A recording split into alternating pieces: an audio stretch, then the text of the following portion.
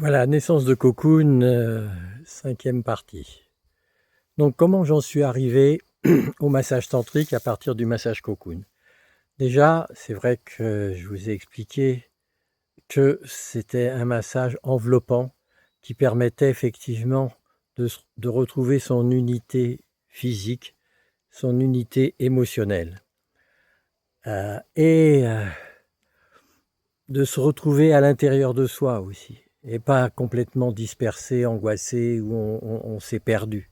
Retrouver sa propre racine, sa propre identité. Le tantra, en sanskrit, le mot tantra veut dire trame. La trame d'un tapis, ce sont les fils blancs croisés sous le tapis qui servent à maintenir le tapis dans son unité. Donc tantra, ça veut dire lien ou unité. Ça ne veut pas dire autre chose. Malheureusement, le mot tantra a été totalement dévié.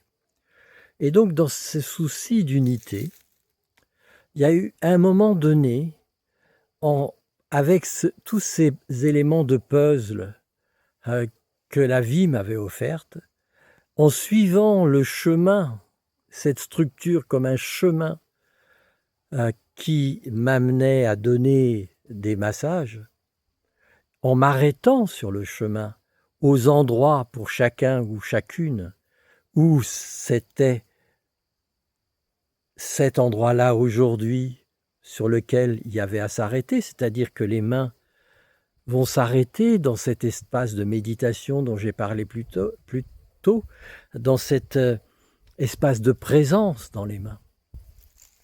Et là, à ce moment-là, lorsqu'on s'y arrête, eh bien, le corps ou l'être intérieur va révéler des choses, va exprimer des choses. Et un jour, effectivement, une personne que j'avais sous mes mains, son corps entier s'est mis à vibrer, s'est mis à remuer. Elle est rentrée dans une transe. Et elle est rentrée dans un espace de lumière. D'abord, sa Kundalini, pour ceux qui ont entendu parler de ça, elle a eu une montée de Kundalini, et plus qu'une montée, une ouverture, parce que ça a duré, et ça dure encore 12 ans après. Donc ce que je veux dire, c'est qu'à partir de la plante des pieds, il y a 2 points spécifiques, c'était une énergie très puissante, remonte dans la colonne vertébrale, et certains m'ont dit c'était comme de l'eau qui coulait comme de l'eau pure, enfin de la lumière qui coulait comme de l'eau pure. Voilà. D'autres m'ont dit c'est la foudre qui m'a traversé, et à ce moment-là, on se sent dans un espace pure énergie, où on est plus large que son corps, où on a été au-delà de son corps. Et ça questionne, qu'est-ce qui se passe? Je ne suis pas qu'un corps, je peux vivre en dehors, je peux vivre des choses, un espace plus large. Voilà, et donc, pour essayer, peut-être que j'en reparlerai dans une suivante, parce que pour ne pas être trop long, mais le massage tantrique a été la dimension spirituelle. La dimension spirituelle, ça veut dire que d'un seul coup, ce questionnement, c'est quoi la vie? Ah la vie, c'est au-delà de ce que j'ai, au-delà de mes croyances, au-delà de ce que j'en croyais jusqu'à présent.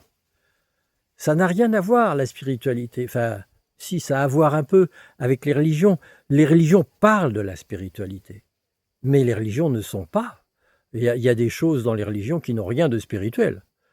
Voilà, ce que je veux dire, c'est que les religions cherchent à répondre à notre question fondamentale. Quel est le sens de ma vie? C'est quoi la vie? Est-ce qu'il y a une vie après, avant? Et auquel, quelquefois, justement, comme je n'ai pas de réponse, je vais les chercher ailleurs, dans les religions, les philosophies, les ceci, les cela. Voilà, et donc là, sans qu'on aille chercher, à un moment donné, il y a une forme d'ouverture et de révélation. Voilà, à bientôt!